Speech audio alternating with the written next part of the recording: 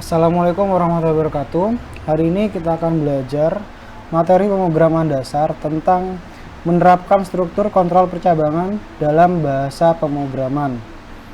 Nah, untuk lebih jelasnya kita akan belajar di sini. Di dalam dunia pemrograman ada 3 jenis algoritma yang umum dijumpai, yakni algoritma rututan, algoritma pemilihan, dan juga algoritma pengulangan. Ketiga jenis algoritma ini merupakan algoritma dasar yang akan sangat kita perlukan untuk mempelajari lebih dalam tentang pemrograman ke depannya. Oleh karena itu, penting bagi kita untuk menguasai ketiga jenis algoritma ini. Untuk membantu kamu dalam memahami struktur kontrol percabangan ini, mari kita berandai membuat sebuah program sederhana. Program ini akan menyapa kamu sesuai dengan jenis kelamin yang kamu masukkan. Apabila kamu seorang perempuan, program ini akan menyapamu dengan kalimat "Good morning, Miss". Namun apabila kamu seorang laki-laki, program ini akan mengganti kalimatnya menjadi "Good morning, sir". Dari contoh di atas, kalimat yang akan dikeluarkan adalah oleh program tentunya bergantung pada jenis kelamin kamu yang dimasukkan. Nah, untuk kondisi seperti itulah struktur kontrol percabangan digunakan. Setelah memiliki gambaran terkait program sederhana, kita pelajari sintaks sekarang. Sintaks untuk struktur kontrol percabangan. Secara umum, kita dapat mengaplikasikan struktur kontrol percabangan dengan dua jenis sintaks, yaitu if-else dan juga switch case. Kedua sintaks struktur kontrol percabangan ini dapat kita temui di banyak bahasa pemrograman. Meskipun strukturnya tidak jauh berbeda, sintaks tetap harus disesuaikan dengan bahasa pemrograman yang digunakan. Yang pertama, if-else. Struktur kontrol percabangan yang pertama adalah if-else, dibilang merupakan struktur kontrol percabangan yang paling sederhana. Struktur penulisan if-else secara umum bisa dilihat pada gambar di bawah ini. Kalian bisa lihat gambarnya. If, buka kurung kondisi, kemudian bawahnya perintah, else, bawahnya lagi, kemudian perintah. Nah, kembali contoh sebelumnya, kira-kira kondisi dan perintah apa yang cocok untuk mengisi struktur if-else kita. Untuk kondisinya, kita bergantung pada jenis kelamin yang kita masukkan. Oleh karena itu, kondisinya bisa kita isi seperti gambar di bawah ini.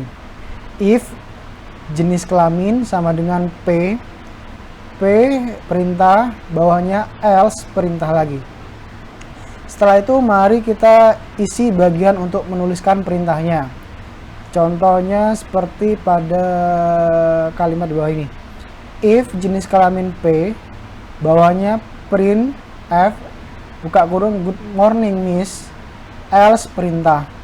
Jadi miss ini jenis kelamin dari P, perempuan.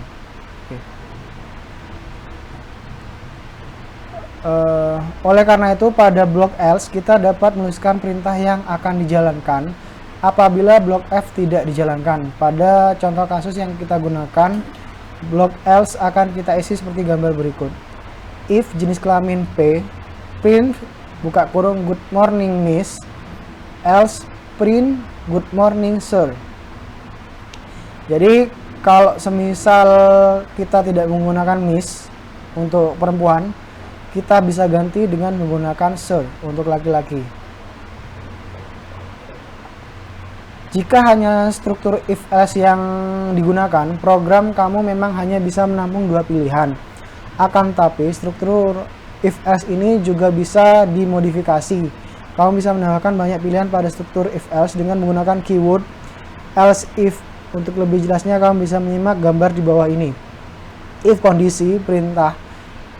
Else if kondisi, perintah 2, else perintah n. Oke. Yang kedua, switch case. Struktur kontrol percabangan yang kedua adalah struktur kontrol case. Secara fungsi, switch case bisa dibilang memiliki fungsi yang sama persis dengan if-else. Akan tapi struktur yang digunakan pada switch case sedikit berbeda dengan struktur if-else. Meskipun begitu, switch case akan membantu kamu memiliki banyak pilihan untuk program kamu. Contohnya pada gambar di bawah, switch variable case nilai 1 berbanding perintah 1, case nilai 2 berbanding perintah 2, case nilai 3 berbanding perintah 3. Dapat kita lihat bahwa parameter yang digunakan setelah sintaks switch bukan kondisi seperti pada struktur if else, melainkan hanya variabel. Variabel digunakan untuk kondisi percabangan kita. Untuk kita bisa mengisi variabelnya dengan jenis kelamin. Dengan begitu sintaknya akan menjadi seperti berikut. Switch jenis kelamin, case buka kurung nilai 1 berbanding perintah 1, case buka kurung nilai 2 berbanding perintah 2. Oke, sedikit kita belajar tentang struktur counter percabangan.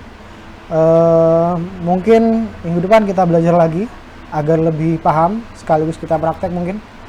Terima kasih. Assalamualaikum warahmatullahi wabarakatuh.